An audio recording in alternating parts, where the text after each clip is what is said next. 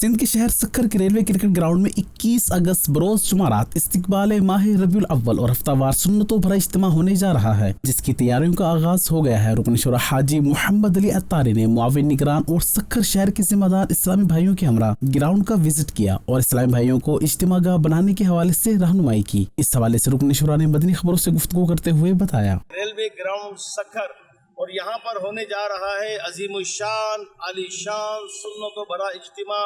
استقبال ماہ ربیع الاول۔ تو سکھر شہر کے عاشقان رسول سے اور اس کے اطراف گرد و نواح کے جو لوگ ہیں ان سے بھی عرض ہے کہ 21 اگست جمعرات